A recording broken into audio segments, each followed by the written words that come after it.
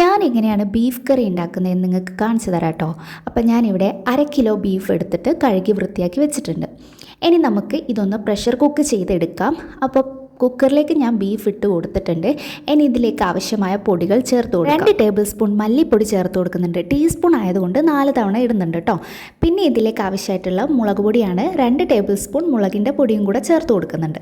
4 table spoon മഞ്ഞൾപ്പൊടിയും കൂടെ ചേർത്തിട്ടുണ്ട്.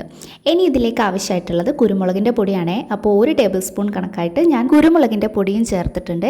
ഇനി വേണ്ടത് മീറ്റ് മസാലയാണ് കേട്ടോ. അപ്പോൾ 1 ടേബിൾ സ്പൂൺ കണക്കായിട്ട് മീറ്റ് മസാലയും പാകത്തിന് ഉപ്പും ചേർത്തിട്ട് നന്നായിട്ട് ഇതൊന്ന് കുഴച്ച് വെക്കുന്നുണ്ട്. ഇനി ഇതിലേക്ക് 2 പച്ചമുളകും ഒരു 5-6 അല്ലി വെളുത്തുള്ളിയും പിന്നെ കുറച്ച് ഇഞ്ചിയും ചെറുതാക്കി അരിഞ്ഞത് ഇതിലേക്ക് ചേർത്ത് കൊടുക്കുന്നുണ്ട്.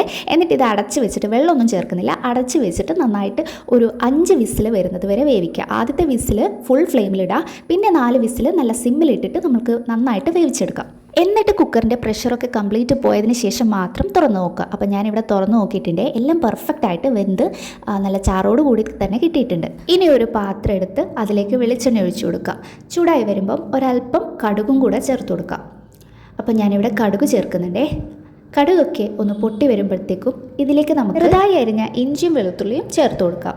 അപ്പോൾ ഞാനിവിടെ ഇഞ്ചിയും വെളുത്തുള്ളിയും ചേർത്തിട്ടുണ്ട്. എന്നിട്ട് നന്നായിട്ടൊന്ന് വഴറ്റിയെടുക്കുകയാണ്.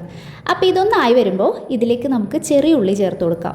ഒരു 10-12 ചെറിയ ഉള്ളി എടുത്തിട്ടുണ്ട് കേട്ടോ. അതിപ്പോൾ ഇങ്ങനെ കട്ട് ചെയ്തിട്ട് ഞാൻ ഇതിലേക്ക് ഇട്ട് കൊടുക്കുകയാണേ. അപ്പം ഇതും കൂടി നന്നായിട്ട് വഴറ്റിയെടുക്കാം. ഈ സമയത്ത് ഞാൻ കറിവേപ്പില ചേർത്ത് കൊടുക്കുന്നുണ്ട് കേട്ടോ. അതും കൂടെ ചേർത്തിട്ട് ഒന്ന് മൂപ്പിച്ചെടുക്കാം.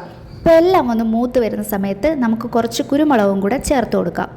കുരുമുളകിൻ്റെ കൂടെ മീറ്റ് മസാലയും കുറച്ചായിട്ട് ഞാൻ ഇട്ട് കൊടുക്കുന്നുണ്ട്. ഇനി നിങ്ങളുടെ കയ്യിൽ മീറ്റ് മസാല ഇല്ലാന്നുണ്ടെങ്കിൽ ഗരം മസാലയുടെ പൊടി ചേർത്താലും മതി. ഈ പൊടികളുടെയൊക്കെ പച്ചമണം മാറിയതിന് ശേഷം നമുക്ക് വേവിച്ച് വെച്ച ബീഫ് ഇതിലേക്ക് ചേർത്ത് കൊടുക്കാം. ഇനി നിങ്ങൾക്ക് ബീഫ് റോസ്റ്റാണ് വേണ്ടതെങ്കിൽ ഇതിൽ കൂടുതൽ വെള്ളം ചേർക്കേണ്ടതില്ല. ഈ ഉള്ള വെള്ളം തന്നെ നിങ്ങൾക്ക് വറ്റിച്ചെടുത്ത് റോസ്റ്റാക്കി എടുക്കാം. ഇനി നിങ്ങൾക്ക് ബീഫ് കറിയാണ് വേണ്ടതെങ്കിൽ ഈ സമയത്ത് വെള്ളം ചേർത്ത് കൊടുക്കാം കേട്ടോ. ആവശ്യത്തിന് ഞാനിവിടെ ബീഫ് കറിയാണ് ഉണ്ടാക്കുന്നത്, അതുകൊണ്ട് ആവശ്യത്തിന് വെള്ളം ചേർത്തിട്ടുണ്ട്. അപ്പോൾ ഈ സമയത്തിന് ഉപ്പൊക്കെ നോക്കിയിട്ട് ആവശ്യത്തിന് ചേർത്ത് കൊടുക്കുക. അപ്പം ഇതിൽ ആവശ്യത്തിന് വെള്ളം ചേർത്തതിന് ശേഷം ഞാൻ നന്നായിട്ട് തന്നെ തിളപ്പിച്ചെടുക്കുകയാണ് കേട്ടോ. അടച്ച് വെച്ചിട്ട് തിളപ്പിച്ചെടുക്കാം. അപ്പോൾ ഇത്രയേ ഉള്ളൂ, നമ്മുടെ ബീഫിൻ്റെ കറി ഇവിടെ റെഡിയാണ്. ഇത് പെർഫെക്റ്റ് ആയിട്ടുള്ളൊരു ബീഫിൻ്റെ കറി തന്നെയായിരുന്നു കേട്ടോ. അതുകൊണ്ടാണ് ഞാൻ കറക്റ്റ് അളവൊക്കെ പറഞ്ഞത്. ഇതുപോലെ തന്നെ നിങ്ങൾ ഉണ്ടാക്കി വെച്ച് കഴിഞ്ഞാൽ നിങ്ങൾക്ക് നല്ല രീതിയിലുള്ള ബീഫിൻ്റെ ഒരു കറി കിട്ടും. അപ്പോൾ ഇത് ചോറിൻ്റെ കൂടെയും ചപ്പാത്തിയുടെ കൂടെയും എല്ലാത്തിൻ്റെ കൂടെയും പെർഫെക്റ്റ് ആണ് കേട്ടോ. അപ്പോൾ ഇതിൻ്റെ ലാസ്റ്റ് നിങ്ങൾക്ക് നോക്കിയിട്ട് കുരുമുളക് ചേർത്ത് കൊടുക്കാമെങ്കിൽ കുറച്ചുകൂടെ ചേർത്ത് കൊടുക്കാം കേട്ടോ. കുരുമുളക് കുറച്ച് ഒരു ടേസ്റ്റ് ആണല്ലോ ബീഫിന്. അപ്പം ഇങ്ങനെ ഉണ്ടാക്കി നോക്കിയാൽ നിങ്ങൾക്ക് അടിപൊളിയായിട്ടുള്ള ബീഫിൻ്റെ കറി ഉണ്ടാക്കിയെടുക്കാനായിട്ട് പറ്റും. അപ്പോൾ എല്ലാവരും ഒന്ന് ട്രൈ ചെയ്ത് നോക്കൂ.